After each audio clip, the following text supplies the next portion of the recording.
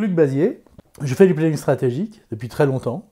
Je l'ai fait dans des grandes agences de communication, Publicis, DDB, en France, en Angleterre. Je travaille chez Ogilvy, j'ai fondé mon agence et maintenant je m'occupe d'une petite entité indépendante qui s'appelle Do the Right Thing.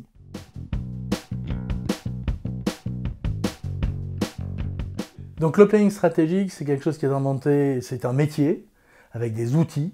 Et c'est inventé dans les années 70 par les agences de publicité, à un moment où le marché se transforme, où il y a plus d'argent en jeu, où il y a plus de data qui arrive, où le marketing devient plus complexe. Donc aujourd'hui, le planning stratégique revient en force, il est à la mode. Pourquoi?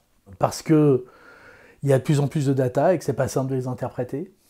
Parce que le contexte de la communication est de plus en plus encombré, c'est pas simple d'apparaître.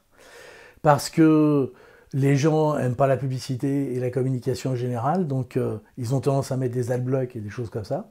Parce qu'on n'a pas plus de moyens, donc il s'agit d'être encore plus stratégique dans la manière dont on communique. Et pour ce faire, il y a plus que jamais besoin de s'intéresser aux gens qui sont essentiels dans la communication, c'est-à-dire ceux auxquels on parle. Et le boulot du planeur, c'est ça, c'est de s'intéresser à ceux qui intéressent les gens auxquels on s'adresse.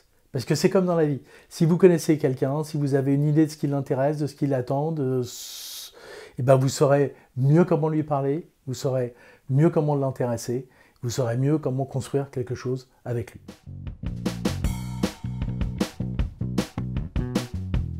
Ce qui est intéressant, c'est qu'aujourd'hui, il y a du planning stratégique partout. Et les outils du planning stratégique n'ont jamais été aussi utiles qu'aujourd'hui. Il y a du planning stratégique dans des agences de communication, dans les agences digitales, dans les agences d'activation, il y a du planning stratégique dans les régies, il y a du planning stratégique dans les médias. Et ce qui est intéressant, c'est qu'on voit aussi se développer le planning stratégique chez les annonceurs, chez les marques.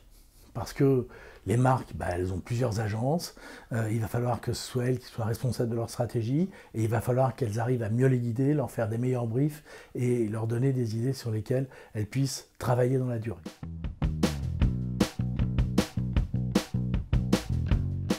Le planeur stratégique, il faut voir qu'en France, on se le représente souvent comme un genre d'électron libre, quelqu'un qui serait sur sa montagne et qui aurait des idées géniales venues de on ne sait où. Mais c'est pas ça. Le planning stratégique, en fait, c'est une discipline, c'est un métier, c'est des outils. L'intérêt de la formation planning stratégique de Commundi, c'est qu'on va travailler sur des outils. Il y a 2 jours, chacun de ces jours est axé sur un outil. Le premier jour, on travaille sur un outil qui permet de mieux réfléchir à sa stratégie, à son idée centrale. Le deuxième jour, on travaille beaucoup sur un autre outil essentiel du planeur, c'est comment je fais un brief, comment je fais un brief à des créatifs, comment, si je suis annonceur, c'est exactement la même chose, comment est-ce que je fais un brief à mes agences. On va aborder aussi d'autres outils, on va parler de plateforme de marque, on va parler de la recommandation stratégique et de comment on la rédige, on va parler et essayer de voir comment le planeur utilise les études et puis d'avoir quelques trucs là-dessus. On va aussi parler bien sûr d'insight, qui est un mot à la mode et un peu à toutes les sauces. Donc qu'est-ce qui fait un bon insight? Comment est-ce qu'on peut évaluer un insight? Donc formation qui n'est pas que théorique, formation qui est théorique et pratique. Vous en repartez, vous pouvez vous servir le lendemain des outils qu'on a vus ensemble.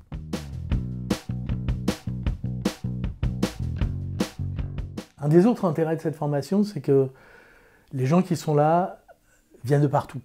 Il y a des gens qui viennent d'agences, il y a des gens qui sont dans le digital, il y a des gens qui font de l'UX, il y a des gens qui sont dans des conseils généraux, il y a des gens qui sont dans les marques. Parce que tous ces gens-là ont besoin de planning stratégique. Ça donne une plus grande richesse à la formation, parce que ça permet aux agences de mieux comprendre leurs clients, aux clients de mieux comprendre comment on pilote ces agences, et à tous ces gens qui ont des points de vue différents de s'enrichir mutuellement.